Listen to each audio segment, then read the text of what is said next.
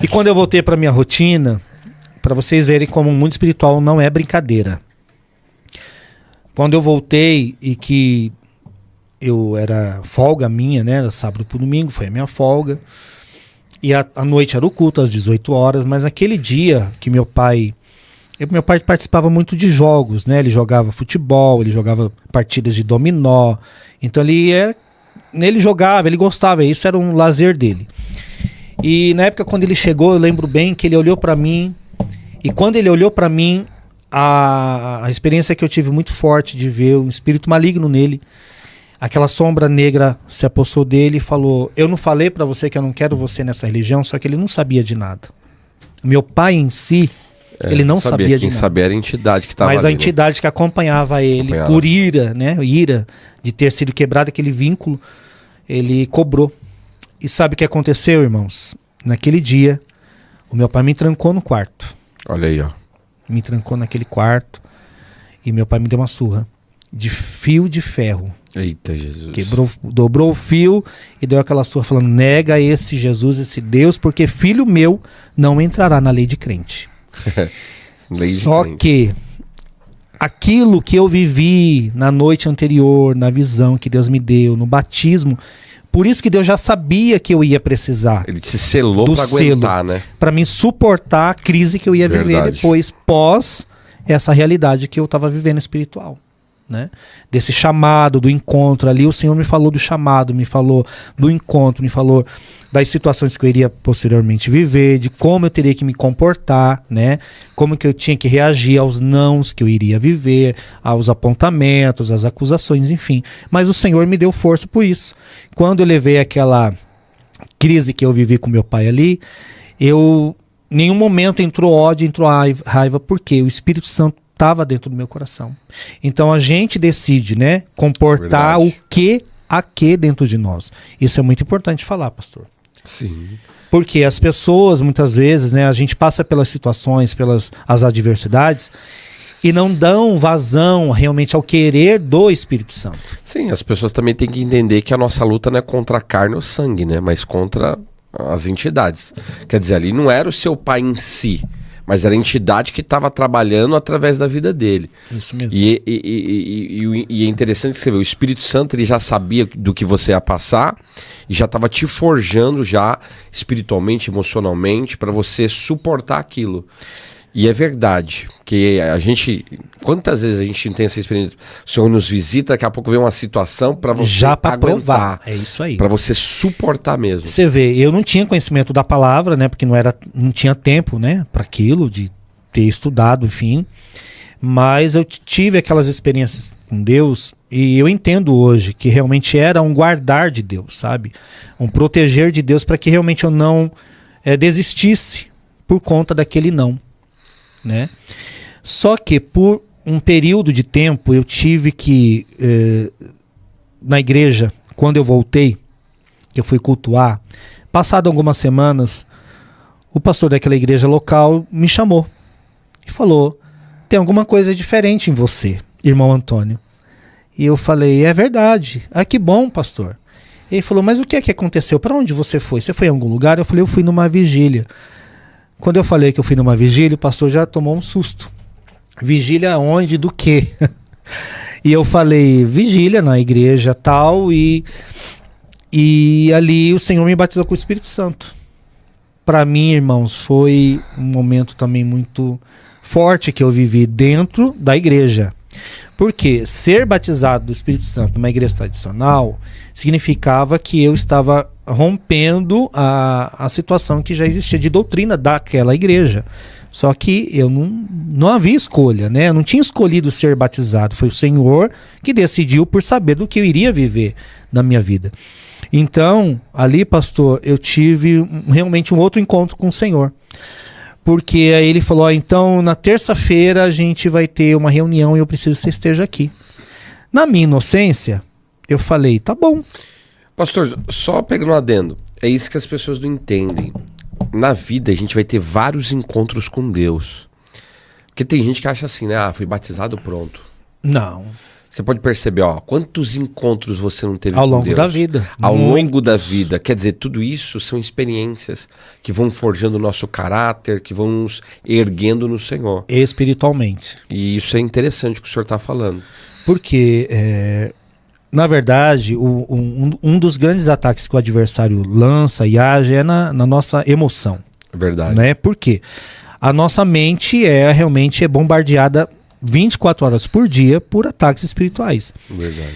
Então, quando nós conseguimos preencher a nossa mente, que está vazia por algo, de algo, preencher com a presença de Deus, preencher com a palavra, preencher com a unção do Espírito Santo, preencher com aquilo que estava vazio, está sendo ocupado por alguém. Quem é esse alguém? Tem que ser o Espírito Santo ou é o maligno, né? Então, como estava preenchendo, a gente tem que estar sempre executando, sempre exercitando a presença de Deus dentro de nós. Isso é uma coisa também totalmente diferente, que uma vez que a pessoa fala assim, uma vez eu já fui para a igreja, já tá bom, eu já orei hoje, já tá bom.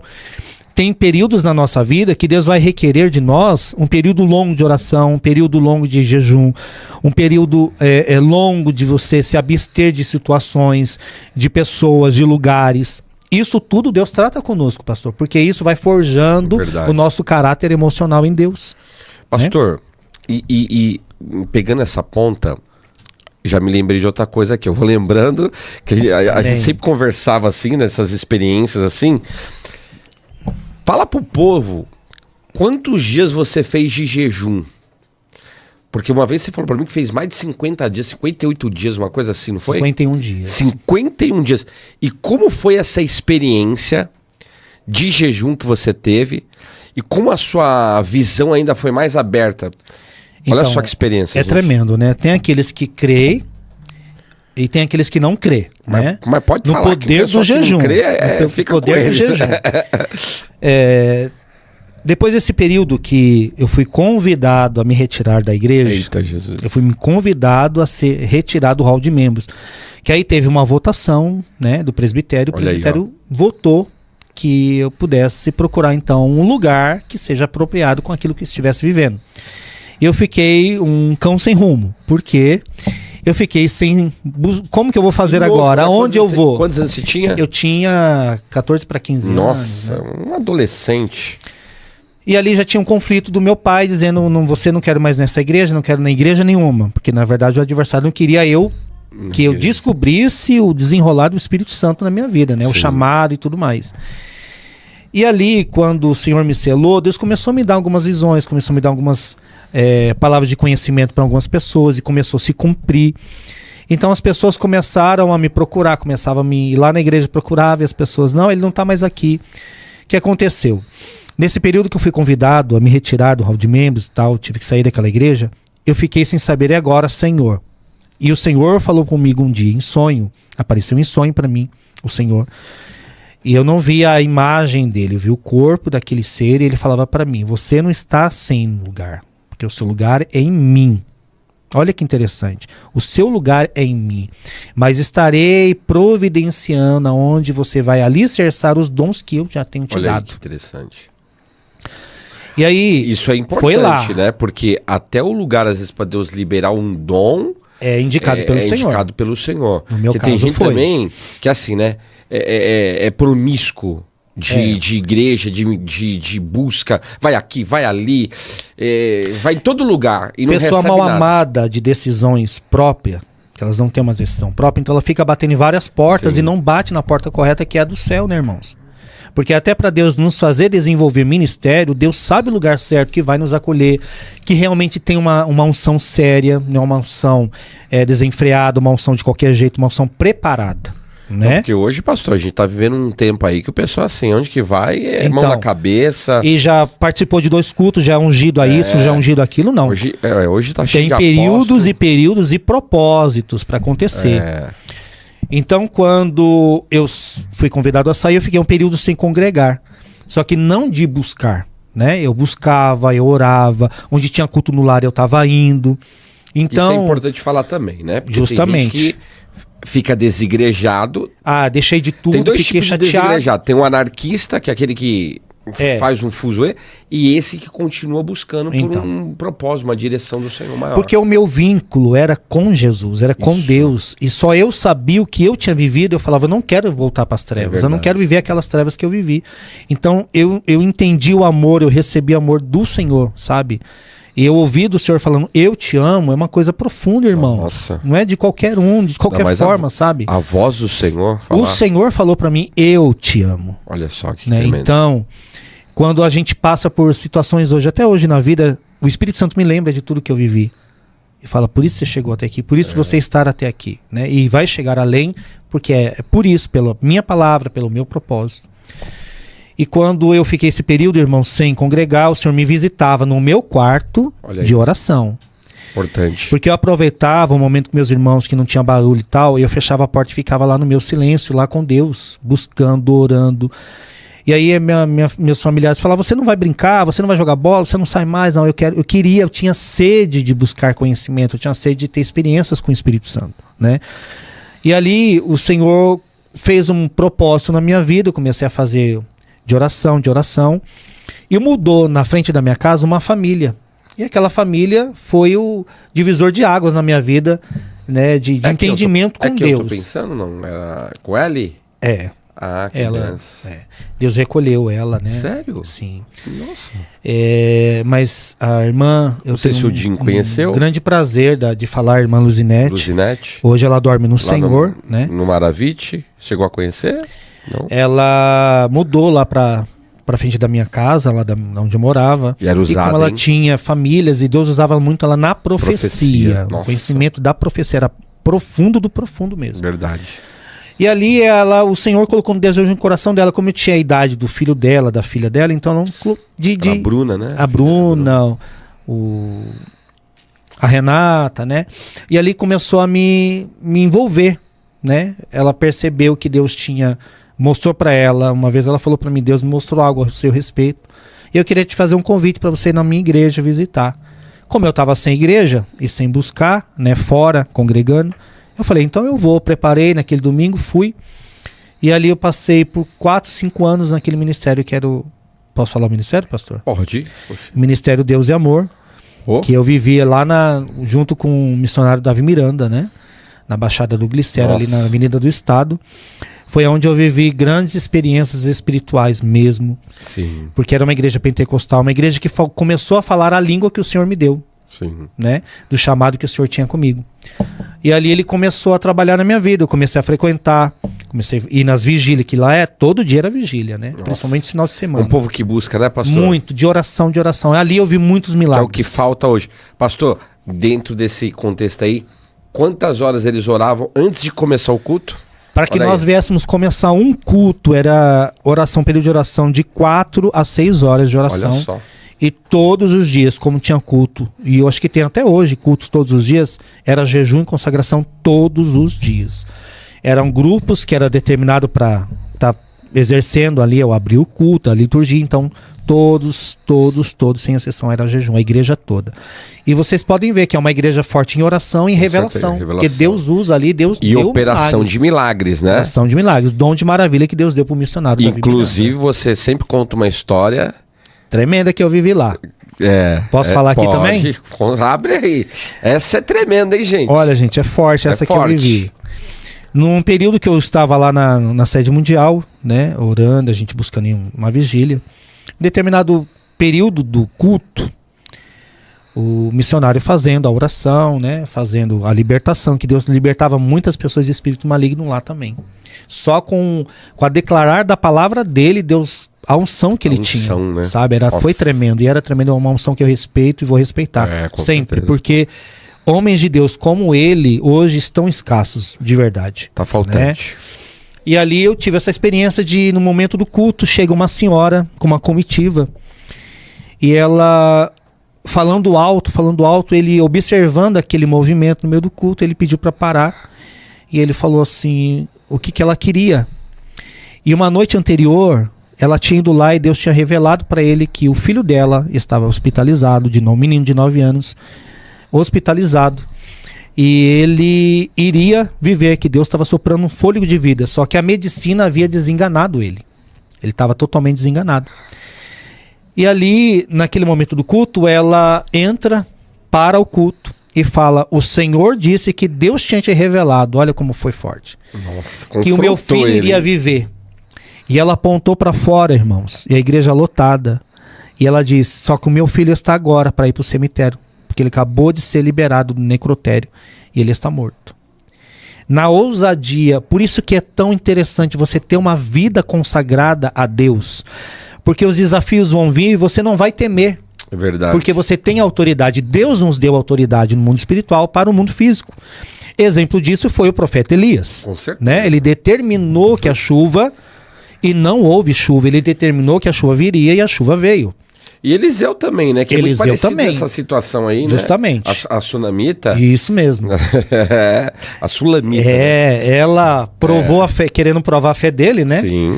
E ele vai, sobe até onde o corpo está do menino, Sim. deita em cima dele. Verdade. E sopra, e o Senhor deu a vida. Olha e só. ressuscita. Tremendo.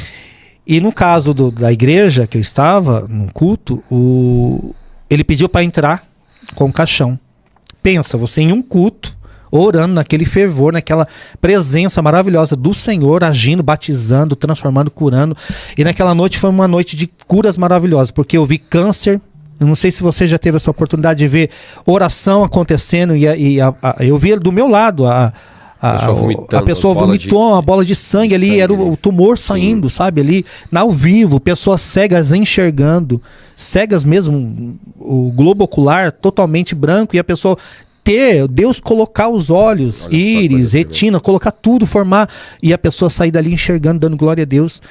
E ele pediu para que entrasse, e colocou a igreja de joelho, e vamos dar glória a Deus. Naquele glória a Deus, no glória a Deus, no glória a Deus, no glória a Deus, o menino ressuscitou no culto. Eita, Jesus.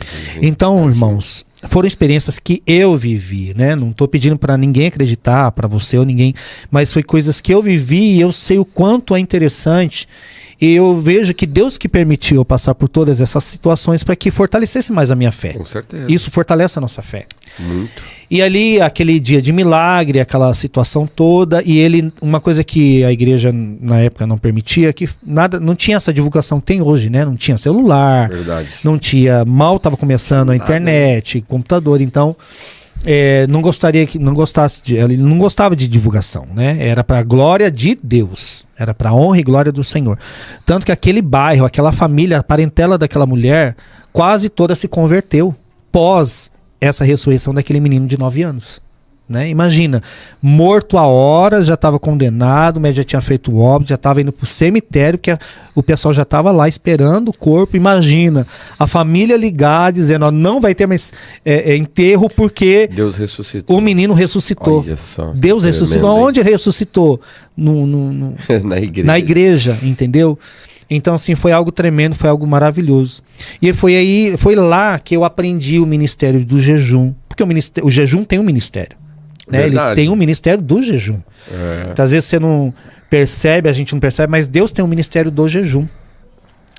E ali foi quando o Senhor colocou em mim, eu comecei a praticá-lo, obviamente, aos poucos, né? Tendo essa intimidade de buscar. E ali naquele momento, o Senhor, num dia no culto, o Senhor falou para mim, você a partir de hoje vai abrir um jejum.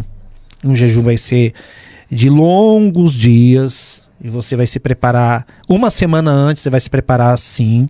Qual foi essa preparação? Isso, fala pro pessoal que é legal isso aí, pessoal. Porque, na verdade, a gente não pode fazer um jejum de qualquer forma, porque o nosso corpo ele tem que ser consagrado ao Senhor, né? Então, a gente tem que se abster de situações, por exemplo, abster de palavras, abster de situações que muitas vezes você não está falando, mas você está perto de pessoas que estão ouvindo, pessoas que tinham já a mente conturbada, situações conturbadas, mentirosa, né?